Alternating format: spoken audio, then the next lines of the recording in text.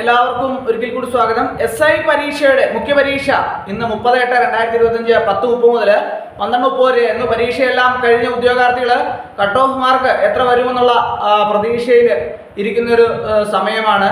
അപ്പോൾ ധാരാളം ഉദ്യോഗാർത്ഥികൾ എന്നെ വിളിക്കുകയുണ്ടായി. അവർ ചോദിച്ചു, സാറേ ഇന്നത്തെ പരീക്ഷയെ സംബന്ധിച്ച് വിശദമായ ഒരു ക്ലാസ് എടുക്കാമോ, അതിനെ സംബന്ധിച്ച് വിശദമായ ഒരു അവലോകനം ചെയ്യാമോ എന്ന് ചോദിച്ചതിൻ്റെ അടിസ്ഥാനത്തിലാണ് ഇന്നത്തെ ക്ലാസ് അറേഞ്ച് ചെയ്തത്. അപ്പോൾ ഓഗസ്റ്റ് 30-ാം തീയതി, അതായത് ഇന്ന് നടന്ന SI പരീക്ഷയിൽ 47,700 പേരാണ് അർഹത നേടിയത്. പ്രാഥമിക പരീക്ഷ എഴുതാൻ വേണ്ടിയിട്ട് 2.5 ലക്ഷം പേരാണ് പ്രാഥമിക പരീക്ഷ എഴുതിയത്. അപ്പോൾ അതിൽ 47,700 പേരാണ് അർഹത നേടിയത്. അതിനകത്ത് പല കാറ്റഗറിയിലായിട്ട് ഓരോ കാറ്റഗറിയിലും അർഹതാ പട്ടികകളുടെ എണ്ണത്തിൽ വ്യത്യാസം ഉണ്ടായിരുന്നു. 051/2024 291 പേരാണ് അർഹത നേടിയത്. 508/2024 21,842 പേരാണ്. 509/2024 1,504 പേരാണ്. 510/2024 22,338 പേരാണ് അർഹത നേടിയത്. 511/2024 214 പേരാണ് അർഹത നേടിയത്. 512/2024 1,511 പേരാണ് അർഹത നേടിയത്. മൊത്തം 47,700 പേരാണ് പരീക്ഷ എഴുതാൻ വേണ്ടിയിട്ട് അർഹത പട്ടികയിൽ അനുമതി നേടിയത്. മൊത്തം 47,700 പേരാണ്. അതിൽ 60% മുകളിൽ മാത്രമേ പരീക്ഷയിൽ ഉദ്യോഗാർത്ഥികൾ പങ്കെടുത്തിട്ടുള്ളൂ എന്നായിരുന്നു അറിവ് കിട്ടിയിട്ടുള്ളത്. കൃത്യമായിട്ടുള്ള വിവരങ്ങളൊക്കെ തന്നെ ലഭ്യമാകുന്നതേ ഉള്ളൂ. അപ്പോൾ ഓരോ ഉദ്യോഗാർത്ഥിയും വളരെ പ്രതീക്ഷയോടെ എഴുതിയ ഒന്നാണ് SI പരീക്ഷ. അതിൽ 45 മാർക്കാണ് സ്പെഷ്യൽ ടോപ്പിക്സിന് ഉണ്ടായിരുന്നത്. അതുപോലെ തന്നെ കറണ്ട് അഫയേഴ്സും GKയും ഇംഗ്ലീഷും മലയാളവും എല്ലാം കണക്കും എല്ലാം ഉൾപ്പെടുത്തിയാണ് പരീക്ഷയുടെ ടോപ്പിക്ക് വരുന്നത്. അതിനകത്ത് സ്പെഷ്യൽ ടോപ്പിക്സിനെ സംബന്ധിച്ചിടത്തോളം ഉദ്യോഗാർത്ഥികളെല്ലാം തന്നെ വളരെ പ്രതീക്ഷയോടെ, വളരെ പുതിയ വന്ന സിലബസ് ആയതുകൊണ്ട് തന്നെ ഉദ്യോഗാർത്ഥികളെല്ലാം തന്നെ വളരെ പ്രതീക്ഷയോടെ ഇരുന്നു. വളരെ പെട്ടെന്ന് തന്നെ നമുക്ക് കൂടുതൽ മാർക്ക് സ്കോർ ചെയ്താൽ പെട്ടെന്ന് തന്നെ റാങ്ക് ലിസ്റ്റിൽ എത്തിച്ചേരാം എന്നുള്ള ഒരു നിശ്ചയത്തിന് പുറത്ത് തന്നെ മുമ്പോട്ട് പോയൊരു സാഹചര്യമാണ് ഉണ്ടായത്. എങ്കിൽ പോലും ആ പരീക്ഷയെ ചോദ്യങ്ങൾ കണ്ടപ്പോൾ ഉദ്യോഗാർത്ഥികളൊക്കെ തന്നെ വളരെ വിഷമത്തോടു കൂടിയാണ് ചോദ്യങ്ങളെ കണ്ടത്. കാരണം എന്താണെന്ന് ചോദിച്ചാൽ കുറെ കൂടി പരീക്ഷ എളുപ്പമായിരിക്കും എന്ന പ്രതീക്ഷയിലാണ് ഉദ്യോഗാർത്ഥികൾ പോയത്. എന്നാൽ ഉദ്യോഗാർത്ഥികളുടെ പ്രതീക്ഷയ്ക്ക് അതീതമായിട്ട് പരീക്ഷ കുറച്ച് പ്രയാസമായിരുന്നു എന്നുള്ളതാണ് പല ഉദ്യോഗാർത്ഥികളും എന്നെ വിളിച്ചപ്പോൾ പറയുകയുണ്ടായത്.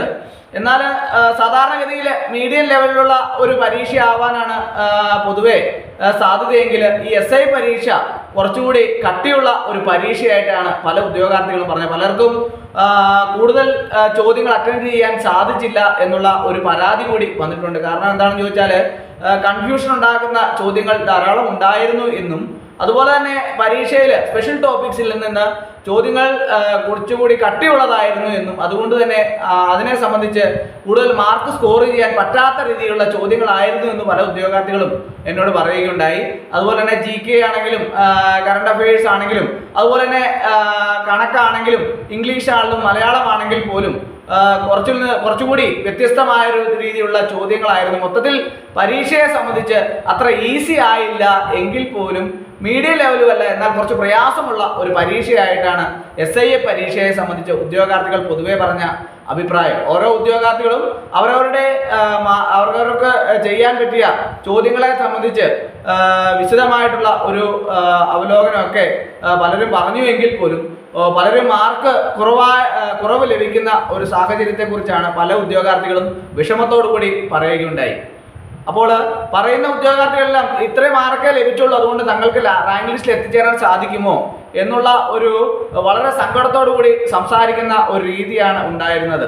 കാരണം എന്താണെന്ന് ചോദിച്ചാൽ പലരും പരീക്ഷയെ വളരെ ഈസി ആയിട്ട് തന്നെ കണ്ടു എന്നുള്ളതാണ്. കുറച്ച് നാളായിട്ട് പരീക്ഷയ്ക്ക് വേണ്ടി തയ്യാറെടുക്കുന്നുണ്ട് എങ്കിൽ പോലും നമ്മൾക്ക് പ്രതീക്ഷിക്കുന്നതിനപ്പുറത്തേക്ക് പരീക്ഷ ഇച്ചിരി പ്രയാസമുള്ളതാണെങ്കിൽ നമുക്ക് അത്രയധികം മാർക്ക് സ്കോർ ചെയ്യാൻ പറ്റാതെ വരുന്ന ഒരു സാഹചര്യം ഉണ്ടാവും.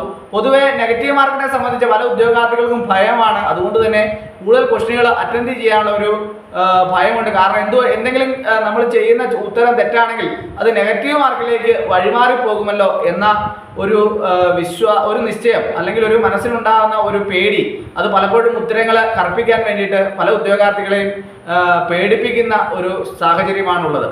അതുകൊണ്ട് തന്നെ പല ഉദ്യോഗാർത്ഥികളും പരീക്ഷ എഴുതുമ്പോൾ വളരെ ശ്രദ്ധയോടുകൂടിയാണ് PSC പരീക്ഷ ഇപ്പോൾ പല ഉദ്യോഗാർത്ഥികളും ഫേസ് ചെയ്യുന്നത്. നേരത്തെ എന്ന് പറഞ്ഞാൽ ധാരാളം ഉദ്യോഗാർത്ഥികൾ നെഗറ്റീവ് മാർക്ക് വന്ന് ഒത്തിരിയധികം പിന്നോട്ട് പോകുന്ന ഒരു സാഹചര്യം ഉണ്ടായിരുന്നു. എന്നാൽ ഇപ്പോൾ പല ഉദ്യോഗാർത്ഥികൾ നെഗറ്റീവ് മാർക്കിനെ സംബന്ധിച്ച് കൃത്യമായിട്ട് ബോധവാന്മാരായതുകൊണ്ട് തന്നെ പലപ്പോഴും നമുക്ക് കൂടുതൽ ചോദ്യങ്ങൾ അറ്റൻഡ് ചെയ്യാൻ പറ്റാത്ത ഒരു സാഹചര്യം ആണ് പല ഉദ്യോഗാർത്ഥികളുടെ ഭാഗത്തുനിന്ന് ഉണ്ടാകുന്നത്. അതുകൊണ്ട് തന്നെ നെഗറ്റീവ് മാർക്ക് കുറഞ്ഞാൽ പോലും കൂടുതൽ ചോദ്യങ്ങൾ അറ്റൻഡ് ചെയ്യാൻ പറ്റാത്തതുകൊണ്ട് തന്നെ മാർക്കിന്റെ സ്കോർ ചെയ്യുന്നതിൽ കുറവ് വരും. അങ്ങനെ പല ഉദ്യോഗാർത്ഥികൾക്കും മാർക്ക് കുറവായിട്ടാണ് പല ഉദ്യോഗാർത്ഥികളും പറഞ്ഞത്. അപ്പോൾ ഓരോ ഉദ്യോഗാർത്ഥികളും അവർക്ക് ലഭിച്ച മാർക്കുകളൊക്കെ പറഞ്ഞപ്പോൾ 40 മാർക്കിനും 45 മാർക്കിനും ഇടയ്ക്ക് കട്ട് ഓഫ് മാർക്ക് വരുമെന്നുള്ള ഒരു സാഹചര്യത്തിലാണ് എത്തിച്ചേരാൻ സാധിക്കുന്നത്. ഓരോ ഉദ്യോഗാർത്ഥികളും അവർക്ക് ലഭിച്ച മാർക്കുകൾ തീരെ കുറവാണ് എന്ന് പലരും പറയുന്നു. പലർക്കും അറ്റൻഡ് ചെയ്ത ചോദ്യങ്ങളുടെ എണ്ണത്തിൽ കുറവുണ്ട്. അതുപോലെ തന്നെ പല ചോദ്യങ്ങളിലും നെഗറ്റീവ് മാർക്ക് ഉണ്ടാകുമോ എന്നുള്ള പേടിയുണ്ട്. അങ്ങനെ പല ഉദ്യോഗാർത്ഥികളും ഓരോരുത്തർക്കും ലഭിച്ച മാർക്കുകളൊക്കെ പറഞ്ഞപ്പോൾ 40 മാർക്കിനും 45 മാർക്കിനും ഇടയ്ക്ക് കട്ട് ഓഫ് മാർക്ക് വരുമെന്നുള്ള പ്രതീക്ഷയിലാണ് അവരുടെ മാർക്കുകൾ നോക്കുമ്പോൾ നമുക്ക് മനസ്സിലാക്കാൻ സാധിക്കുന്നത്.